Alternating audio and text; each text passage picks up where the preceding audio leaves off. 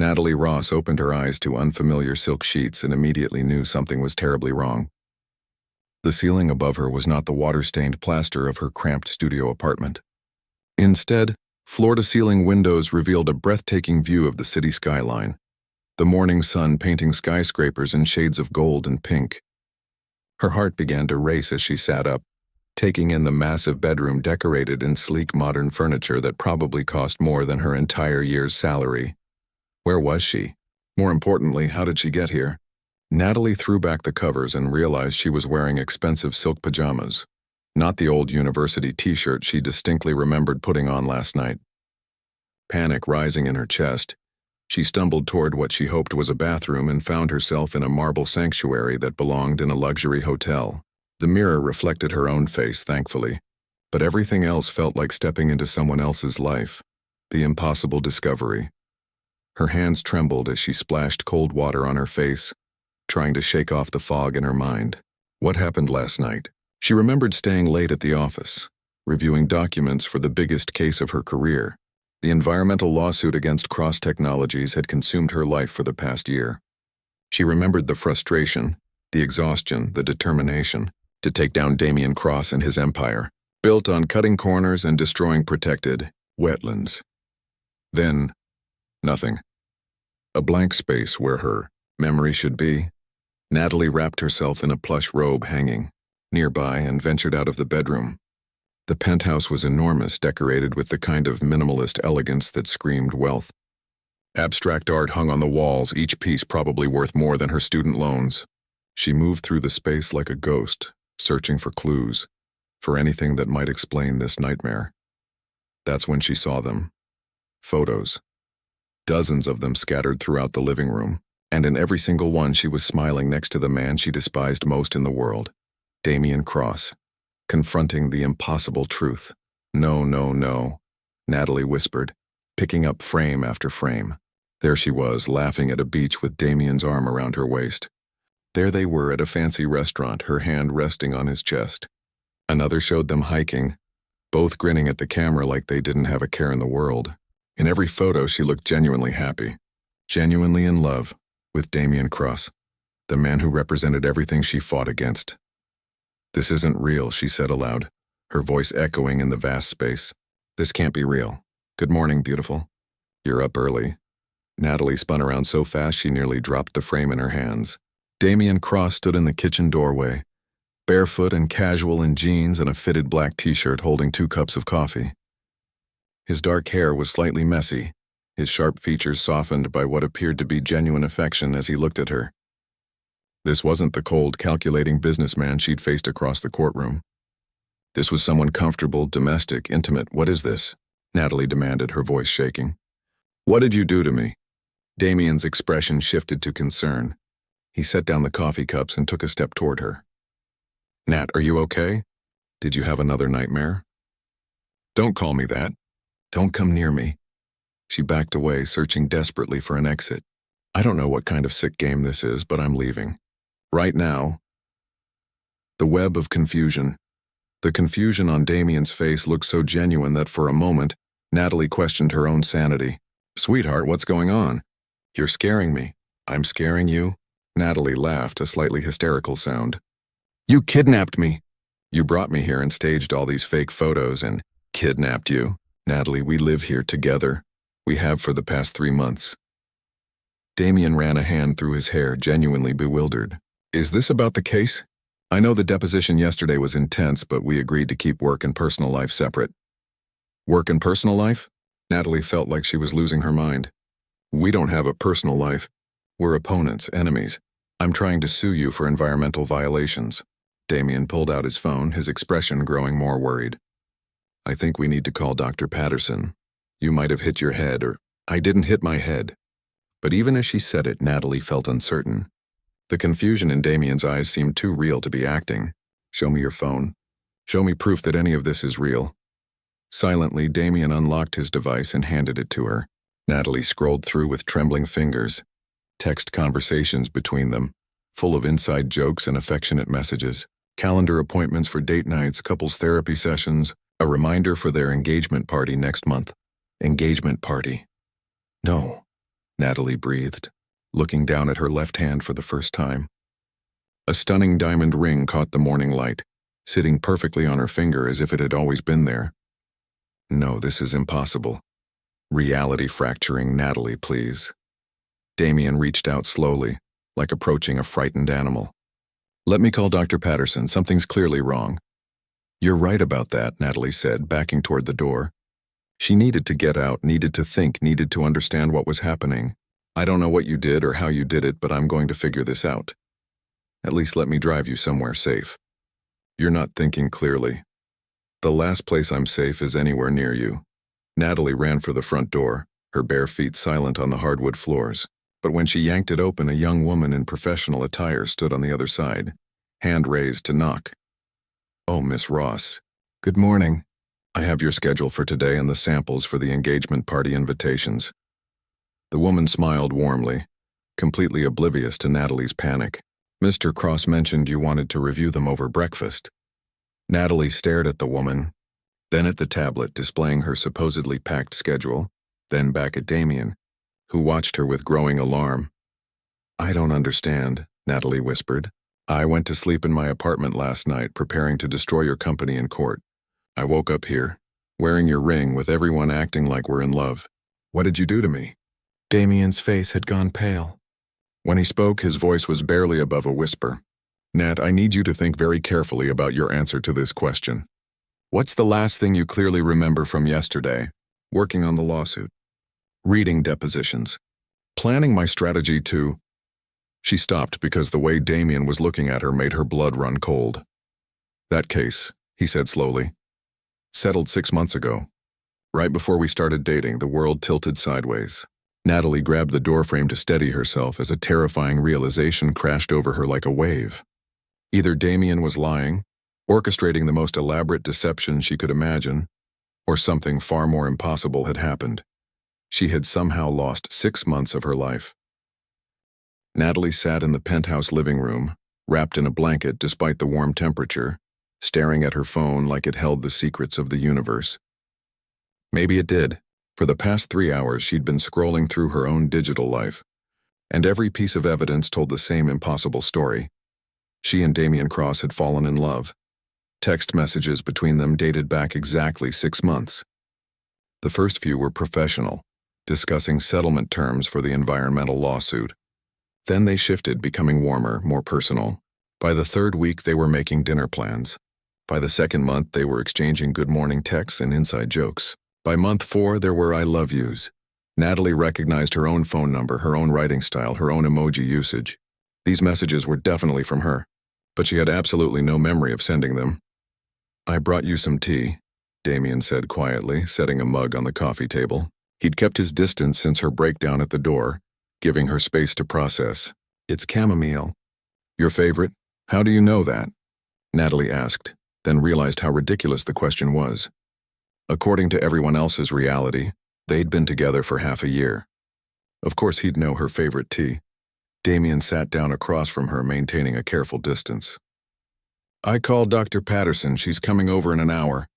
But Natalie, I need you to understand something. If you're experiencing some kind of memory loss, I'm not your enemy here. I want to help.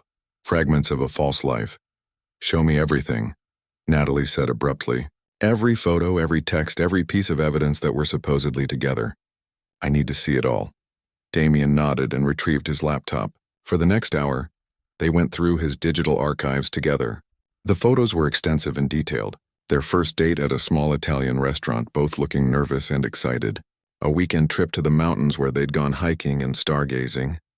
Holiday photos with both families, everyone smiling and happy. Videos of them cooking together in this very kitchen, laughing as Natalie apparently tried and failed to flip a pancake. What disturbed Natalie most wasn't the quantity of evidence. It was the quality.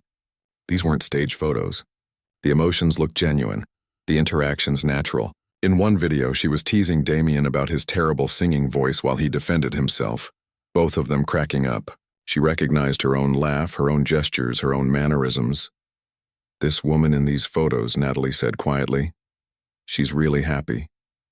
You are happy, Damien corrected gently, or you were until this morning. Natalie looked at him properly for the first time since her panic attack. Damien Cross had always been handsome in that sharp, intimidating way of powerful men, but sitting here in casual clothes, worry evident in his green eyes, he looked different. Vulnerable. Human. "Tell me how we met," she said. "Your version." The other side of the story. Damien leaned back, his expression distant as he remembered. "The lawsuit was brutal. You were relentless, brilliant, absolutely refused to back down. I'd never met anyone who challenged me like that. Most people either fear me or want something from me, but you just wanted justice." "That part I remember," Natalie said. "We'd been fighting for almost a year when my legal team finally convinced me to review the evidence objectively. You were right. The construction project was damaging protected wetlands. My contractors had cut corners I didn't know about, and instead of admitting fault, my lawyers just kept fighting." Damien's jaw tightened. "When I realized what was really happening, I fired half my legal team and called you directly. You called me. I offered to settle. Full remediation of the wetlands, criminal charges against the contractors who falsified reports, and a complete restructuring of Cross Technologies' environmental policies. You thought it was a trap at first?" Natalie could almost imagine herself doing that. It sounded like something she would do. "We met for coffee to discuss terms. That meeting lasted 4 hours. We argued about environmental policy, corporate responsibility, the role of wealth in justice. It was the best conversation I'd had in years." A small smile crossed Damien's face. "You told me I was a pompous jerk with more money than morals." "That also sounds like me," Natalie admitted. "I asked you to dinner. You said no. I asked again the next week. You said no. I asked a third time and you said you'd rather date a swamp creature." Damien laughed softly. "But then you called me 2 weeks later and said if I was serious about changing my company's policies, you'd help me do it right. We started meeting regularly to discuss reforms. Somewhere along the way, it stopped being about business. The pattern emerges. The doorbell rang, interrupting the story. Dr. Patterson turned out to be a kind-faced woman in her 50s carrying a medical bag and a tablet. She greeted Natalie warmly, like an old friend, which apparently she was. "Natalie, Damien called me about your memory concerns. Let's run some tests, shall we?" For the next hour, Dr. Patterson conducted a thorough examination.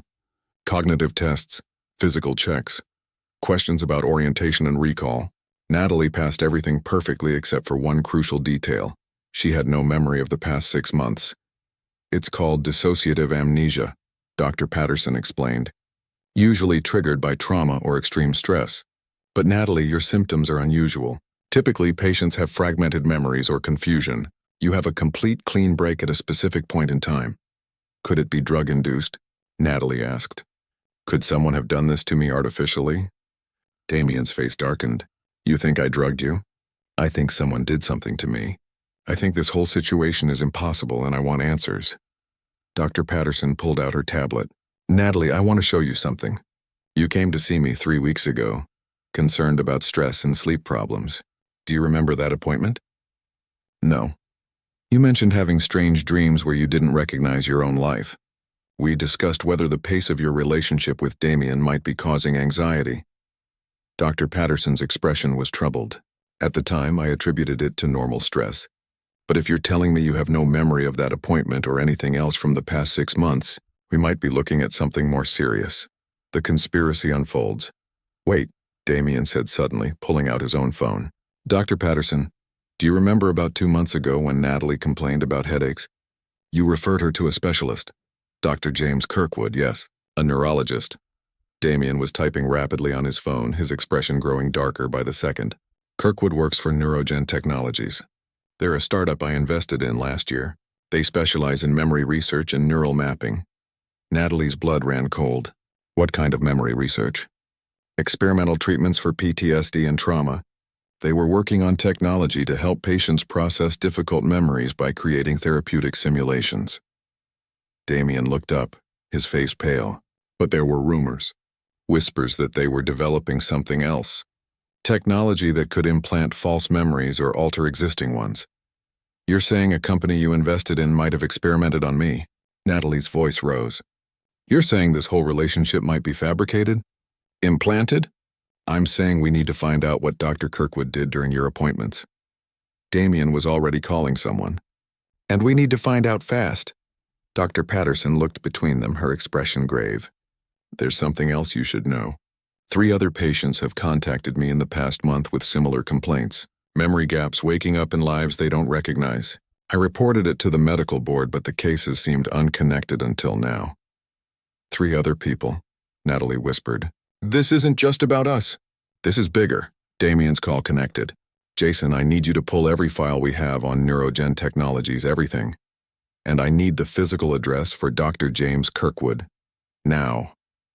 Choosing to investigate together, Natalie stood up, the blanket falling from her shoulders. The fear and confusion that had gripped her all morning was transforming into something else. Anger, determination. If someone had stolen her memories, had violated her mind and created this false reality, she was going to find out who and make them pay.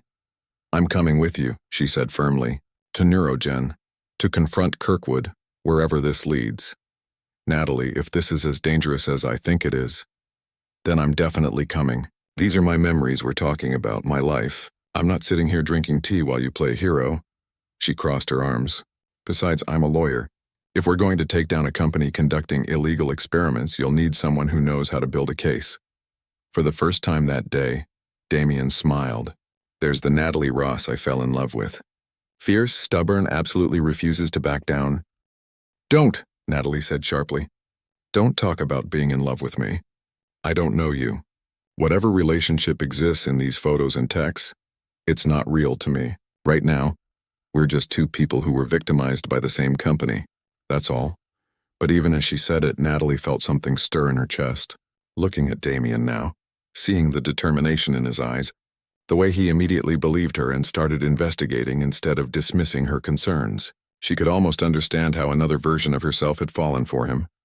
Almost, agreed, Damien said. Partners in investigation only.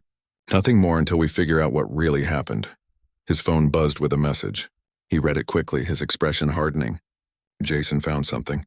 Neurogen shut down their offices 3 days ago. Completely cleared out. But Kirkwood has a private lab on the north side of the city. That's where we need to go.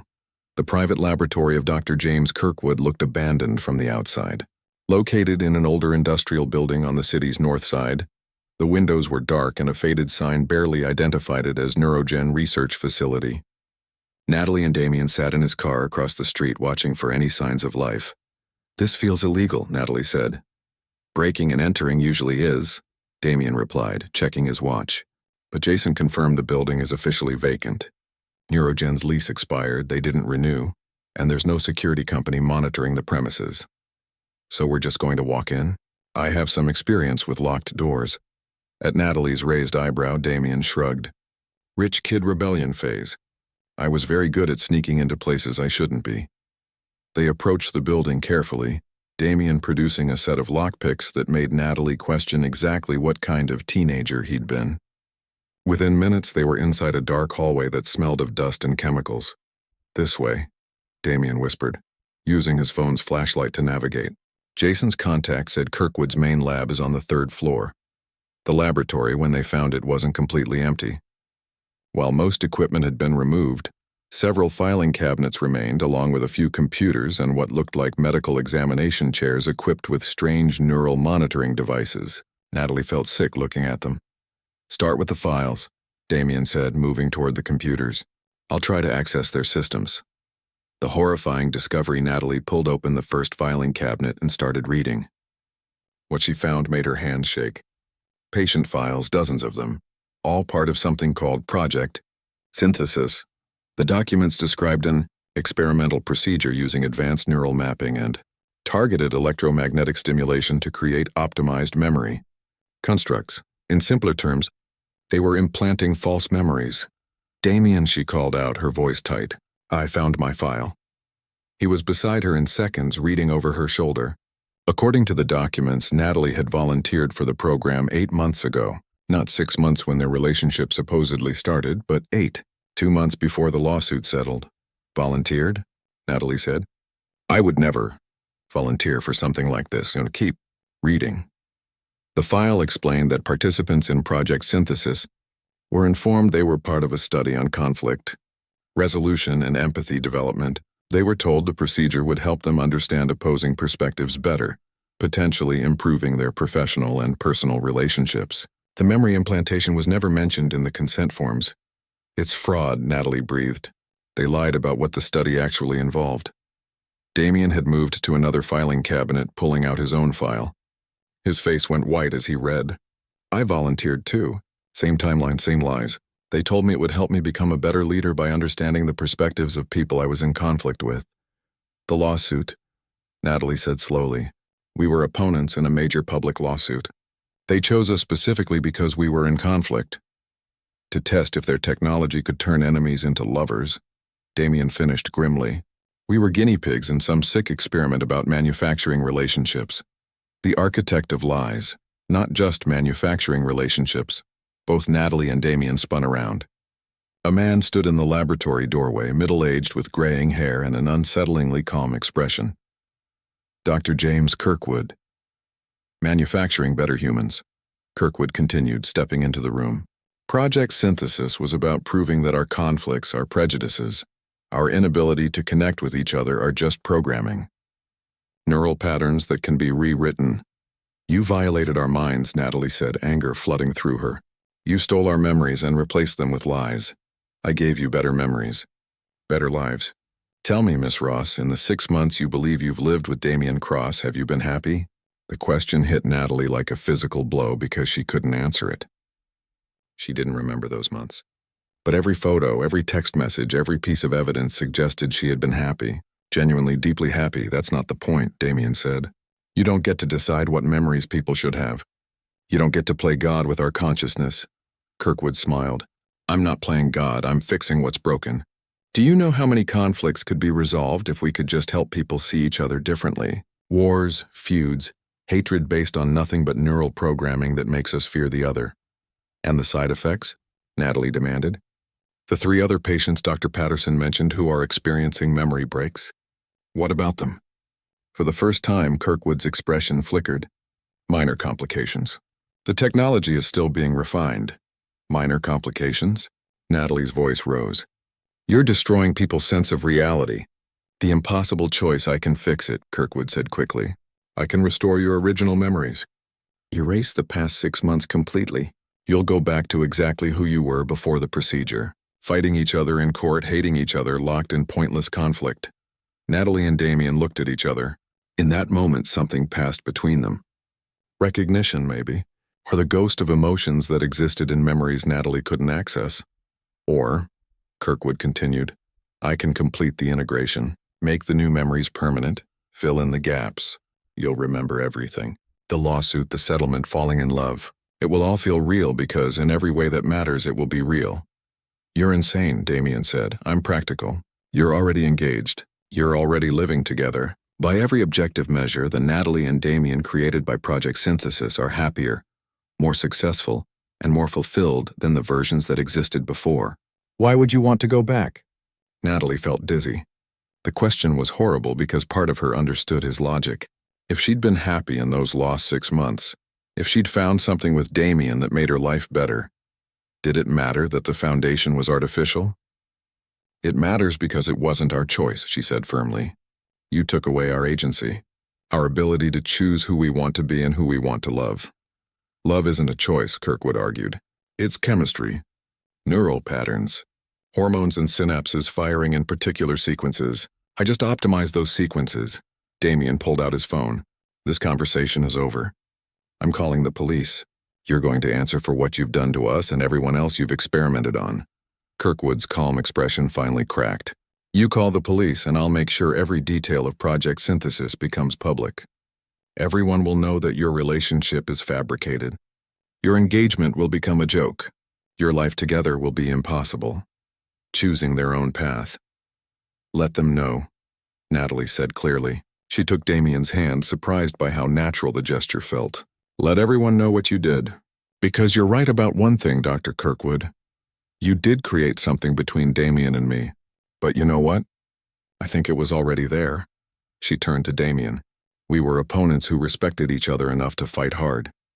We were intellectual equals who challenged each other. The lawsuit brought out the best in both of us. Maybe without your interference, we would have found our way to each other anyway. Or maybe we wouldn't have. But it should have been our choice. Damien squeezed her hand. I want to know the real you, not the version Kirkwood programmed. I want to start over. From the beginning. The police are on their way, Damien said to Kirkwood, and I'm calling every journalist I know.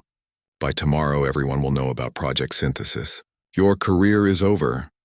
Kirkwood's face twisted with rage, but before he could respond, the sound of sirens echoed from outside. Jason had apparently called for backup the moment Damien sent him their location. 6 months later, choosing again. The courtroom was packed. The case against Neurogen Technologies and Dr. James Kirkwood had become one of the biggest medical ethics scandals in recent history. Natalie stood at the prosecutor's table, having been asked to serve as a special consultant given her personal involvement in the case. Damien sat in the gallery, exactly where he'd been every day of the trial. Watching, supporting, but keeping his distance. They'd agreed to that after the night in the laboratory. Before the memory restoration procedure that gave Natalie back her original memories while erasing Kirkwood's fabrications. She remembered everything now. The real lawsuit, the real fight, the genuine anger and frustration she'd felt toward Damien Cross. She also remembered the grudging respect, the intellectual attraction, the moments when she'd caught herself wondering what he was like outside the courtroom. The fabricated memories were gone, but they'd left echoes, phantom emotions that whispered about what could have been. Miss Ross? The judge's voice brought her back to the present. Are you ready to proceed? Yes, Your Honor. The trial took 3 more weeks. Kirkwood was found guilty on multiple counts of medical fraud, assault, and conducting illegal human experiments. 47 other victims came forward, people whose lives had been disrupted by his technology.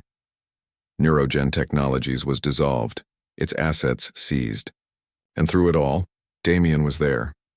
Not as her fiancé, not as her boyfriend, just as someone who understood what she was going through because he'd experienced it too, the real beginning. Coffee?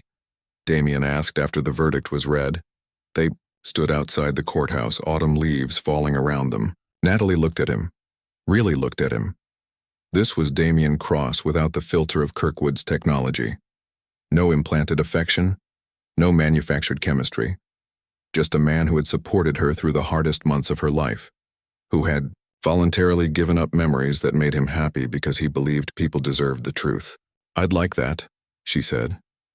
They walked to a small cafe, the same one where they'd apparently had their first date in the fabricated timeline. Neither of them mentioned that detail. So, Damien said once they had their drinks, I've been thinking. My company still needs environmental oversight. I've been restructuring our policies, but I could use someone who really knows the field, someone who won't let me cut corners. Are you offering me a job? I'm offering you a chance to make real change, and maybe to get to know each other without neural manipulation or courtroom battles. Natalie smiled. That sounds suspiciously like you're asking me on a date. I'm asking you to consider that Kirkwood might have been right about one thing, not the method, which was horrible, but the possibility, the idea that we might actually work well together. We might, Natalie admitted, or we might drive each other crazy and go back to being enemies. Only one way to find out. Natalie raised her coffee cup, to finding out, the right way this time, with real choices and real memories. Damien clinked his cup against hers. To real beginnings. As they sat there talking, laughing, arguing about environmental policy and corporate ethics, Natalie realized something.